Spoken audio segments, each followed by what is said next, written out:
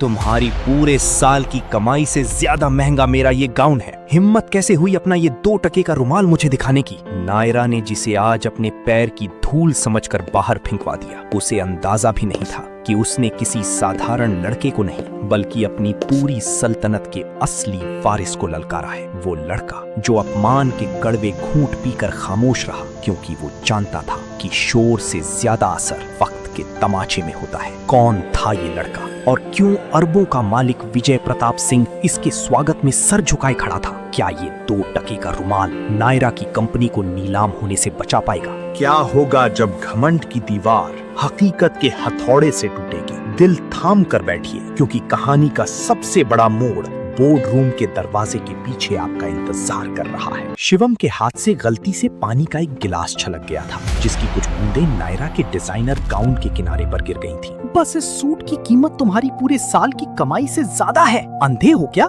या गरीबी की वजह से नजर भी कमजोर हो गई है? नायरा के चेहरे पर अहंकार उसके मेकअप से ज्यादा गहरा पोता हुआ था। बस इतनी सी गलती और तूफान खड़ा हो गया था। आई एम सॉरी मैम, मेरा ध्यान नहीं था, लाइए मैं साफ कर देता हूँ। शिवम ने बहुत ही विनम्रता से धीमी आवाज में कहा। उसने अपनी जेब से एक साफ रुमाल निकाला और आगे बढ़ा। खबरदार जो मुझे हाथ भी लगाया। नायरा ने झटके से पीछे हटते हुए चिल्लाई, जैसे शिवम के छूने से उसे कोई छूत की बीमारी लग जाएगी। उसने शिवम के हाथ से वो रुमाल झपटा और उसे जमीन पर फेंक दिया। तुम्हारी हिम्मत कैसे हुई मुझे अपना ये 2 टके का रुमाल दिखाने की? तुम्हें पता है मैं कौन हूँ और तुम यहाँ कर क्या रहे हो? ये रॉयल हेरिटेज होटल है, कोई धर्मशाला नहीं जहाँ मुंह उठाई चले आए। शिवम ने जमीन पर पड़े अपने रुमाल को देखा, फिर नायरा की आंखों में देखा। उसकी आंखों में न गुस्सा था न डर, बस एक गहरा ठहराव था जिसे पढ़ पाना नायरा के बस की बात नहीं थी। भीड़ तमाशबीन बनी खड़ी थी, वेटर, मैनेजर और वहाँ मौजूद बड़े बड़े बिजनेसमैन, कोई भी आगे नहीं आया।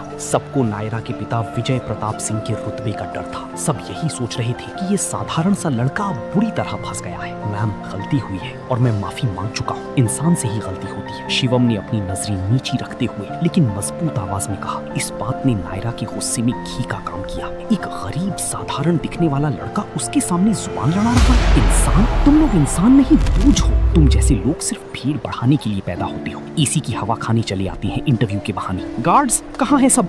2 हट्टे कट्टे सुरक्षा कर्मी भागते हुए आए। नायरा ने शिवम की ओर उंगली उठाई, जैसे किसी कचरे की तरफ इशारा कर रही हो। इस आदमी को अभी के अभी बाहर फेंको और सुनिश्चित करना कि ये दोबारा इस बिल्डिंग के आसपास ना दिखे। इसका हुलिया देखकर ही मुझे घिन आ रही है। गार्ड ने शिवम की बाह पकड़ी। चल बे, निकल यहाँ से। शिवम ने एक झटके में अपना हाथ छुड़ाया, अपने कपड़े ठीक किए और गार्ड की आंखों में ऐसे देखा कि वो भी एक पल के लिए सहम गया। फिर उसने नायरा की तरफ देखा और धीमे स्वर में कहा, मैम, कपड़े गंदे हो तो धोए जा सकते हैं, लेकिन सोच गंदी हो जाए तो दुनिया का कोई महंगा साबुन उसे साफ नहीं कर सकता। क्या कहा तुमने? तुम्हारी इतनी औकात? नायरा का चेहरा गुस्से से लाल हो गया। शिवम ने शांत भाव से उत्तर दिया, औकात वक्त बताता है मैम, इंसान नहीं। इतना कहकर उसने अपना फाइल फोल्डर सीने से लगाया और बिना किसी बहस के मुख्य दरवाजे की ओर बढ़ गया।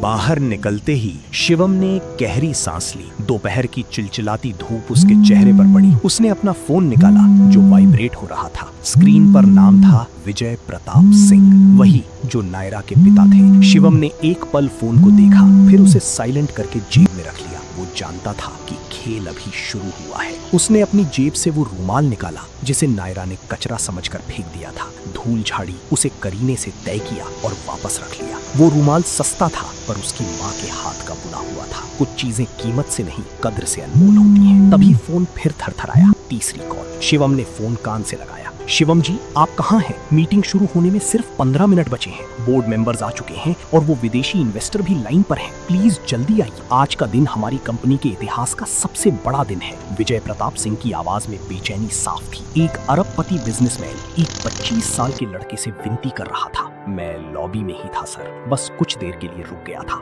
मैं ऊपर आ रहा हूँ, लिफ्ट के पास हूँ। शिवम ने शांत स्वर में कहा। 40वें फ्लोर पर माहौल तनावपूर्ण था। नायरा अभी भी गुस्से में फुफकार रही थी। डैड, आपको यकीन नहीं होगा नीचे क्या हुआ। एक फटीचर लड़के ने मेरी ड्रेस खराब कर दी और मुझसे बहस करने लगा। मैंने उसे बाहर फेंकवा दिया है। विजय प्रताप सिंह अपनी फाइलों में उलझे थे। नायरा, प्लीज, अभी इन छोटी मोटी बातों का वक्त नहीं है। तुम्हें पता है आज हम किससे मिलने वाले हैं? एसपी वेंचर्स का मालिक, वो साइलेंट इन्वेस्टर जिसने पिछले 6 महीनों में हमारी डूबती हुई मार्केट वैल्यू को संभाला है। हाँ, कोई होगा पुराना खूसट बिजनेसमैन। नायरा ने लापरवाही से अपना मेकअप ठीक करते हुए कहा। विजय ने गंभीर होकर कहा, तमीज से, वो कोई खूसट नहीं है। मैंने सुना है वो बहुत युवा और जमीन से जुड़ा आदमी है, लेकिन बिजनेस में उसका दिमाग कंप्यूटर से तेज चलता है। अगर उसने आज फंडिंग रोक दी तो हम सड़क पर आ जाएंगे। तभी दरवाजे पर दस्तक हुई। पीए अंदर आया। सर, मिस्टर शिवम पधारे हैं। नायरा ने एक बनावटी मुस्कान चेहरे पर चिपका ली और वीआईपी का स्वागत करने के लिए कुर्सी घुमाई। उसकी आंखों में किसी अमीर शहजादे को देखने की उम्मीद थी। लेकिन जैसे ही शिवम अंदर दाखिल हुआ, वही चेक शर्ट, वही धूल भरे जूते और वही पुरानी फाइल, नायरा की मुस्कान चेहरे पर ही जम गई। तुम यहाँ कैसे आए? सिक्योरिटी, इसे किसने अंदर आने दिया? ये वही वेटर है जिसे मैंने अभी। नायरा, विजय प्रताप सिंह की कड़क आवाज ने उसे रोक दिया। विजय अपनी कुर्सी से खड़े हो गए और उनके साथ बोर्ड रूम में बैठे शहर के 12 बड़े नामी लोग भी सम्मान में खड़े हो गए। नायरा का दिमाग सुन्न पड़ गया। स्वागत है शिवम सर, हमें लगा आप ट्रैफिक में फंस गए थे। विजय ने हाथ बढ़ाते हुए कहा। शिवम ने हाथ मिलाने के बजाय विनम्रता से नमस्ते किया और कहा, ट्रैफिक में नहीं सर, कचरे में फंस गया था। कुछ लोग रास्तों को साफ रखने के बजाय इंसानों को साफ करने में ज्यादा यकीन रखते हैं। शिवम उस सबसे महत्वपूर्ण कुर्सी पर बैठा जो नायरा के ठीक सामने थी। विजय ने पसीना पोंछते हुए परिचय कराया। लेडीज एंड जेंटलमैन, हमारे मुख्य निवेशक मिस्टर शिवम प्रकाश। नायरा को धक्का लगा। ये नाम उसने बिजनेस मैगजीन में कई बार पढ़ा था, पर चेहरा आज देखा था। शिवम ने अपनी फाइल खोली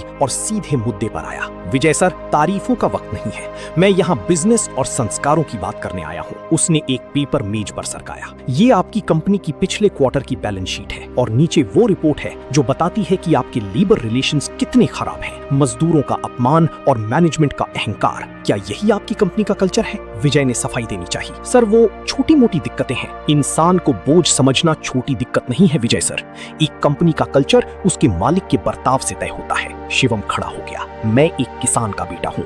मेरे पिता कहते थे कि फसल चाहे कितनी भी ऊंची हो जाए, अगर जड़ें जमीन छोड़ दें तो पहली आंधी में गिर जाती हैं। उसने नायरा की तरफ देखा। मैम, आज नीचे लॉबी में जो हुआ वो सबूत था कि आपको लगता है पैसा आपको किसी का भी अपमान करने का लाइसेंस देता है। आपने कहा था मेरी क्या औकात है, मैं अपनी इन्वेस्टमेंट वापस ले रहा हूँ। पूरे कमरे में सन्नाटा छा गया। विजय लगभग गिड़गिड़ाने लगे। नहीं सर, हम बर्बाद हो जाएंगे, हजारों लोग बेरोजगार हो जाएंगे। प्लीज, नायरा नादान है, उसे माफ कर दीजिए। शिवम ने अपनी घड़ी देखी।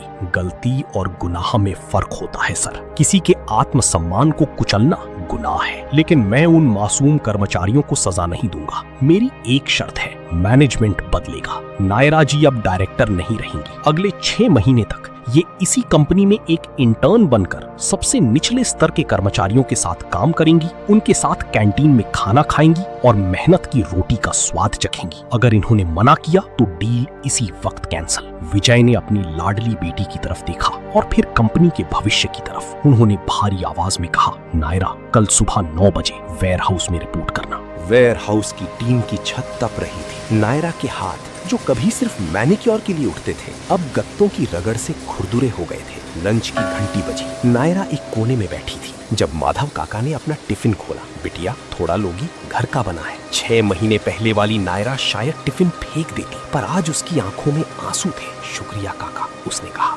उसे समझ आया कि भूख और मेहनत का कोई स्टेटस नहीं होता। अगले दिन बोर्ड रूम में फिर मीटिंग थी। नायरा कोने में एक साधारण कुर्सी पर सादे कपड़ों में बैठी थी। विजय प्रताप सिंह खड़े हुए। आज मैं अपने पद से इस्तीफा दे रहा हूँ। बोर्ड की सहमति से नया सीईओ नियुक्त किया जाता है, मिस्टर शिवम प्रकाश। नायरा को लगा कि उसे वापस अपनी कुर्सी मिलेगी, पर पिता का फैसला अटल था। विरासत में संपत्ति मिल सकती है बेटा, पर काबिलियत कमानी पड़ती है। शिवम ने शून्य से साम्राज्य बनाया है, उसे गिरने का डर पता है। शिवम उठा और नायरा के पास गया। नायरा ने शर्म से नजरें झुका ली। रिया जी, क्षमा करें। नायरा जी, शिवम ने कहा, माधव काका आपकी बहुत तारीफ कर रहे थे। एक अच्छे लीडर की शुरुआत वहीं से होती है। जिस दिन आप दूसरों के सम्मान को अपनी दौलत से ऊपर समझेंगी, ये कुर्सी आपका इंतजार करेगी। नायरा ने कांपते हाथों से शिवम का दिया हुआ पेन लिया और हाथ जोड़कर कहा, मुझे माफ कर दीजिए सर। शिवम ने बस सिर हिलाया और सीईओ की कुर्सी के बगल वाली साधारण कुर्सी पर बैठ गया। उस दिन नायरा ने अपनी दौलत और पद खो दिया, लेकिन खुद को पा लिया। उसे समझ आ गया कि घमंड की उम्र बहुत छोटी होती है, लेकिन संस्कारों की जड़ें बहुत गहरी। दोस्तों, आज की इस कहानी ने हमें सिखाया कि वक्त बदलते देर नहीं लगती। आपके हिसाब से इंसान की असली पहचान क्या है? उसका बैंक बैलेंस या उसका व्यवहार? अपनी राय कमेंट बॉक्स में जरूर लिखें, हमें आपके जवाब का इंतजार रहेगा। अगर आपको शिवम का ये अंदाज पसंद आया और इस कहानी से कुछ सीखने को मिला तो इस वीडियो को लाइक करें और ऐसी ही प्रेरणादायक कहानियों के लिए हमारे YouTube चैनल इमोशन डिकोड को सब्सक्राइब करके बेल आइकन जरूर दबाएं। मिलते हैं अगली एक और धमाकेदार कहानी में, तब तक के लिए अपना ख्याल रखें। धन्यवाद।